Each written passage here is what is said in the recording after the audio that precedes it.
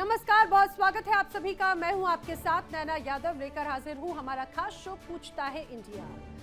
बात करेंगे उस जम्मू कश्मीर के हिस्से की जिस पर पाकिस्तान ने कब्जा करके रखा है। आखिर कब तक पाकिस्तान की जुल्म की दास्तां को दुनिया अनदेखा करती रहेगी? अब तो पानी सर से ऊपर जा चुका है। पाकिस्तान के कब्जे वाले कश्मीर यानी POJK में भूचाल आ गया है। वहां की जनता सड़कों पर आ रही है। इस्लामाबाद से लेकर रावलपिंडी तक जनरल आसिम मुनीर के दफ्तर में सन्नाटा पसरा है, क्योंकि जिस JKJAAC यानी जम्मू कश्मीर जॉइंट अवामी एक्शन कमेटी को मुनीर ने आतंकी घोषित किया, आज उसी के समर्थन में पूरा POJK उठ खड़ा हुआ।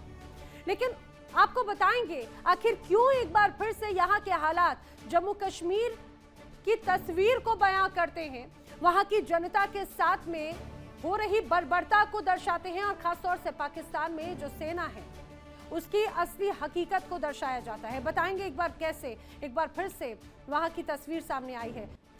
और बढ़ते हैं आगे, बात कर लेते हैं कंगाल पाकिस्तान की, उस पाकिस्तान की जिसकी नीयत और मंशा हमेशा से या तो कब्जा करने की रही या तो निर्दयता से बेकसूर लोगों पर अपनी बादशाहत दर्ज करने की रही। आतंकी मुल्क पाकिस्तान के पैर पूरी तरह से उखड़ चुके हैं।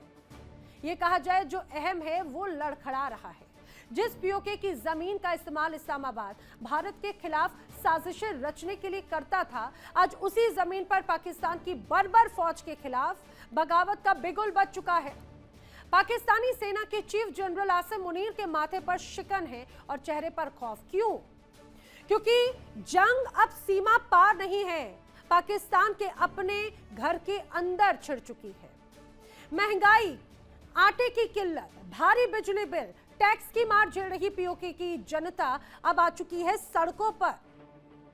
दरअसल जिस रूप में यहां पर अभी तक दबाव बनाने की कोशिश की गई, अब जनता कह रही है अब हम दबने वाले नहीं हैं, या ये कहा जाए पाकिस्तान की सेना और सरकार को उसकी हैसियत और असली तस्वीर दिखा रही है। सबसे पहले तस्वीर देखिए और सुनिए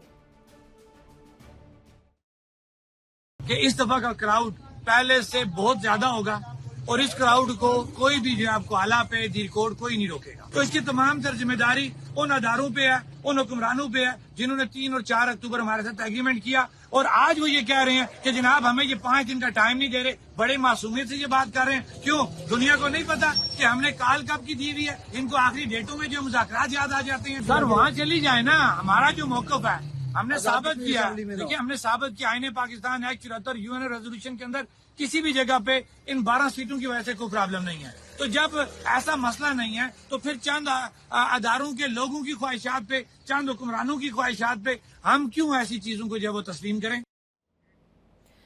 आपने सुना भी और आपने देखा भी। ये जो तस्वीर हमने आपको दिखाई, वो जो बड़ा सैलाब नजर आ रहा था, दरअसल वो लोगों की भीड़ ही थी, वो हुजूम ही था। ये देखिए तस्वीर, जहां तक नजर जाएगी सिर्फ और सिर्फ यहाँ पर लोगों का हुजूम नजर आएगा। ऐसे में जनरल आसिम मुनीर की कठपुतली सरकार ने क्या किया है? उन्होंने हक मांग रही जनता की आवाजों को दबाने के लिए जम्मू कश्मीर जॉइंट अवामी एक्शन कमेटी को आतंकी संगठन घोषित कर दिया। और बड़ी बात यह है कि हक मांगो तो आतंकी है और आटा मांगो तो देशद्रोही कहलाओगे। हैरानी की बात एक और, एक तरफ तो असली आतंकी और कट्टरपंथियों को जनरल मुनीर, वहां के हुक्मरान गले लगाते हैं, मुख्य धारा में लाते हैं, वहीं दूसरी तरफ अपने हक के लिए जो लोग सड़कों पर उतरते हैं, आम जनता को आतंकी का तमगा दे दिया जाता है। और यही पाकिस्तान का तो असली और घिनौना चेहरा है। लेकिन बर्बर मुनीर शायद भूल गए कि जुल्म की एक एक्सपायरी डेट जरूर होती है, और जैसे ही JKJAAC को बैन किया गया, पूरा POK धधक उठा। मुजफ्फराबाद से लेकर रावलकोट तक, मीरपुर से लेकर पुंछ तक लाखों की तादाद में जनता सड़कों पर उतर आई। पाकिस्तानी रेंजर्स और पुलिस के हौसले पस्त हो चुके हैं। जनता साफ ये कह रही है कि असली आतंकी JKJAAC नहीं है, बल्कि रावलपिंडी के हेडक्वार्टर में बैठी पाकिस्तान की फौज है।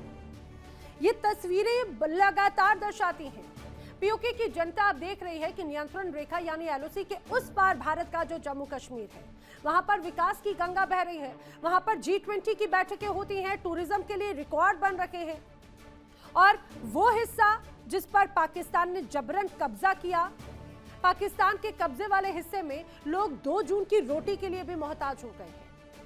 यही वजह है कि अब पीओके की सड़कों से सीधे तौर पर भारत में शामिल होने की आवाजें बुलंद होने लगी। यहाँ की जनता बार बार ये कहती है, भारत की तरफ उम्मीदों भरी नजरों से देख रही है।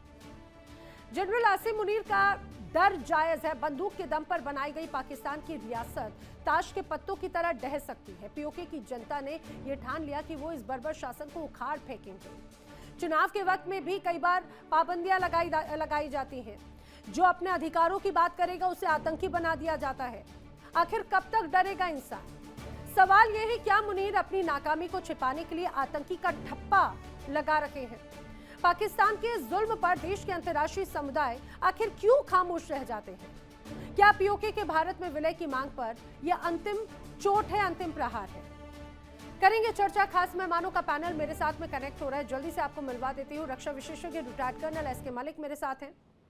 रक्षा विशेषज्ञ रिटायर्ड मेजर मोहम्मद अली शाह मेरे साथ कनेक्ट हो रहे हैं। भू राजनीतिक विशेषज्ञ के तौर पर दामोदर सिंह मेरे साथ में कनेक्ट हो रहे हैं।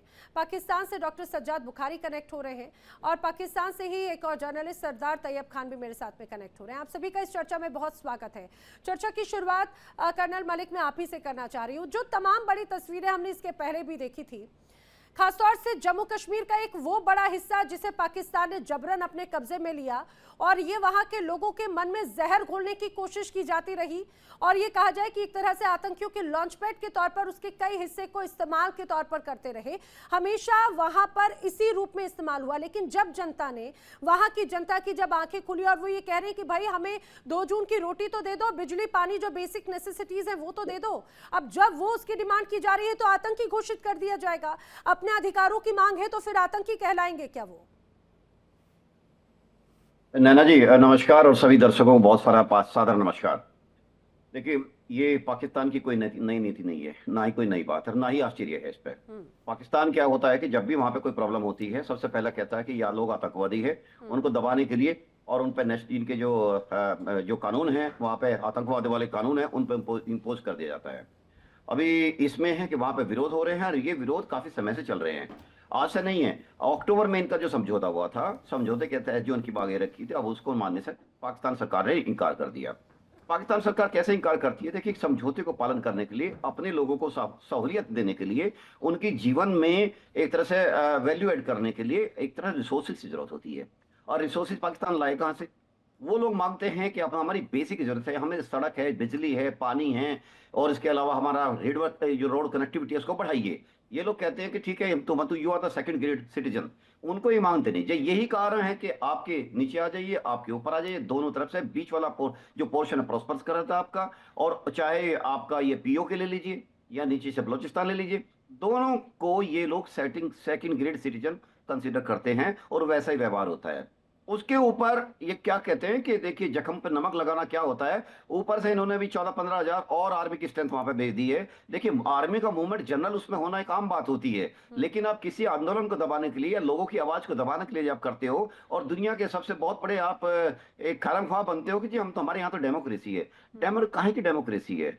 मुनीर का राज्य चल रहा है वहां पे। मुनीर की जब बातें सुनो तो ऐसा लगता है कि जैसे कोई वर्दी अगर हटा दी जाए तो ऐसा लगता है जैसे कोई मुल्ला तकरीर कर रहा है वहां पे बैठ के।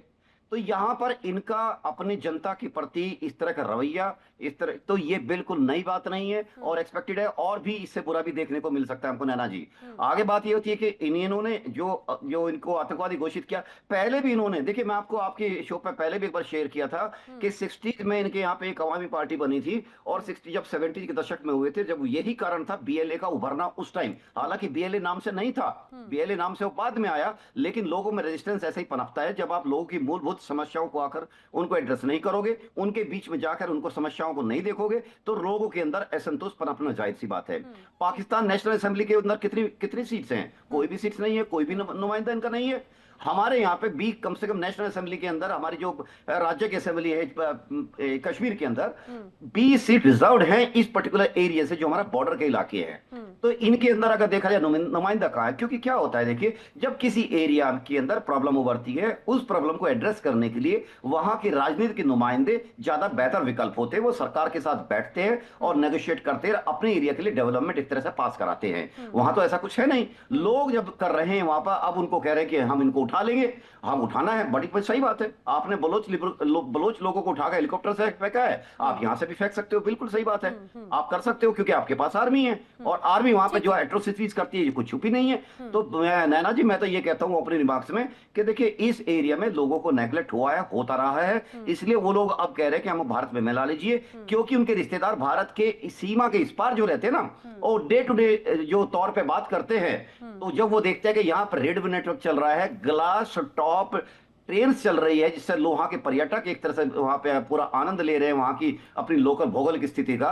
और यही बात होती है कि जब रेड नेटवर्क है, रोड नेटवर्क बढ़ रहा है, बिजली उनके पास ऑलमोस्ट 20-20 घंटे डेली आती है, तो लोग ये कहने में मजबूर होते हैं कि हम किस जगह पे रह रहे हैं, हमारी क्या गलती है कि जो हम सोच रहे हैं। मुझे लग रहा है वो डिफरेंस बखूबी नजर भी आता है हिंदुस्तान की। अगर हम बात करें तो किस तरह से बड़े ग्रोथ के तौर पर या डेवलपमेंट के तौर पर जम्मू कश्मीर एक हमेशा से प्रायोरिटी पे रहा। भले पाकिस्तान में एक अलग पिक्चर पेश की गई, लेकिन दुनिया हमेशा से जानती है टूरिज्म को के तौर पर G20 समिट्स वहां पर होती हैं, वो कितनी खूबसूरती के साथ में, एम्स की हो, सड़कों का स्ट्रक्चर की बात हो, एजुकेशनल वाइज हो, ये सारी तस्वीरें जब पाकिस्तान की तरफ से कब्जा किया गया जम्मू कश्मीर का हिस्सा है, वहां की आवाम जब देखती है तो इसको बखूबी जानती भी होगी।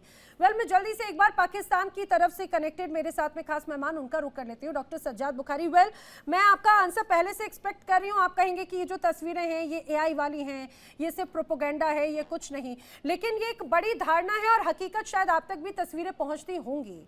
क्या अपनी आवाज, अपने अधिकार की आवाज अगर कोई बुलंद करता है तो उसे आतंकी घोषित कर देना पाकिस्तान के लिए इतना आम हो चुका है? बलूचिस्तान वाला पैटर्न एक बार फिर से POK में भी वही नजर आता है क्या? बहुत शुक्रिया नैना आपका। अस्सलाम वालेकुम, आदाब अर्ज़ तमाम पैनलिस्ट को। और मैं चाहूंगा और मैं अगेन आपसे एक रिक्वेस्ट करूंगा कि मैं आपसे जो है टू द पॉइंट बात करूंगा, और जो मलिक साहब ने बात की है उनके हर्फ बहर्फ उनको रिस्पॉन्ड भी करूंगा, तो मुझे थोड़ा सा वक्त जरूर दीजिएगा। सबसे पहले आपने अवामी एक्शन पार्टी की बात की, तो कहते हैं जख्मों पे नमक ना छिड़को, तो ये तो याद माजी है ना, छिड़क दिया क्या? याद माजी, जी मैं बता रहा हूँ आपको। याद माजी जो है वो उसके बारे में जो है पाकिस्तान में बहुत मशहूर है एक बात कि वो आजाद है। तो अवामी एक्शन कमेटी से मुझे मीर वाइस उमर फारूक की अवामी एक्शन कमेटी भी याद आ गई, जिन पर 5 साल आपने पाबंदी लगा दी थी। अच्छा। और आपको पता है जब शौकत मीर साहब यानी शौकत साहब हमारे, जब वो एहतजाज कर रहे थे पाकिस्तान में, तो उन्होंने 38 मुतालबात रखे पाकिस्तान के सामने। देखिए इंडिया डेली 24/7 अब आपकी स्मार्ट टीवी पर। इंडिया डेली मौजूद है सभी डिजिटल प्लेटफॉर्म पर लाइव और लगातार। इंडिया डेली 24/7 हर दिन राष्ट्र को समर्पित।